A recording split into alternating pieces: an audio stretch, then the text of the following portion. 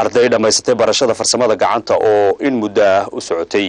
toddobaatan arday oo bartay xirfadaha akhris qorista iyo farsamada gacanta ayaa ka qalin jabiyay iskuul ay gacanta ku hayso hay'adda Adolson Foundation ee magaalada Boorama. Munaasabadan ayaa waxaa ka soo qayb galay madaxda degmada, kuwa heer gobol, mas'uuliyiinta ururka qaranka ee NOW ee gobolka Awdal. Ugu horreyn waxaa hadalka qaatay gudoomiyaha ururka Adolson Foundation Abiib Xasan Yuusuf iyo macallimad ka mid ah macallimiintii wax bartay ardayda, waxaana hadalladooda ka mid ah xafladda qalin jabinta dufcadii koowaad ee maxay ka qalin jabisa waxbarashada dadban iyo sidoo kale farsamada gacanta. Anoo ku hadlaya magacayga iyo magaca hay'adda waxaan leenahay aad iyo aad yani idinku mahad celinayna inaad nagala soo qayb gashaan xafladda qiimaha leh ee ku qalin jabsiinayno ardayda dadaalka badan muujisay ee soo dhiganaysay muddo hal sano ah waxbarashada dadban iyo taa farsamada gacanta.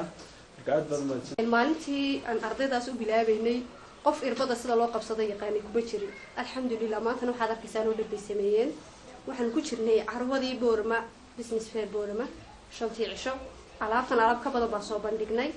alxamdulillah waa la qaatay waa la iibsaday alaabtii warbajoogiyo inta wadankeenu way wada iibsadeen. sidoo kale waxa ayagu halkaasi ka hadlay gudoomiye ku-xigeenka ururka qaranka ee NOW ee gobolka Awdal Marwo Rado Maxamed Cige iyo isduwaha wasaaradda shaqada iyo arrimaha bulshada Fardoosa Sheekh Xasan Nuuriye ayaa waxa ayaguna hadalladooda ka mid ahaa.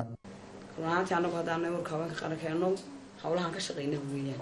marka waa xirfad si degdeg ah ugu shaqo tagi kartiin oo intii qofku uu soo baran lahaa waxbarasho dhowr iyo 10 sano kadibna uu shaqo raadsan lahaa hal sanaad baranaysaa daqiiqad baad ku shaqaysanaysaa. anagu waxaan aan barnay qaar baa suuqa imika ka shaqaysto meherada ka furtayba. waxaana ina tusaysaan runtii inaan hay'ad aynu wax ka raadino aanay ahayn horumar ee isku tiirsanaan iyo dad qofka hadii ay ka go'an tahay inuu si shakhsi ah wax uga qabtaan oo uga bedelo gobolkiisa inay dadku isku tiirsanaan yeelan karaan waxna qabsan karaan. ugu dambeyn xafladda qalin jabinta waxaa soo gabagabeeyay maayir ku-xigeenka degmada Boorama Mudane Cumar Maxamed Jimcaale waxaana hadaladiisa ka mid ahaa idinku waxaad samayseen waxa weeye waa wax ku dayasho mudan aad iyo aad baan u dhiirigelinaynaa waana idinku amaanaynaa hawshan iyada aad qabateen.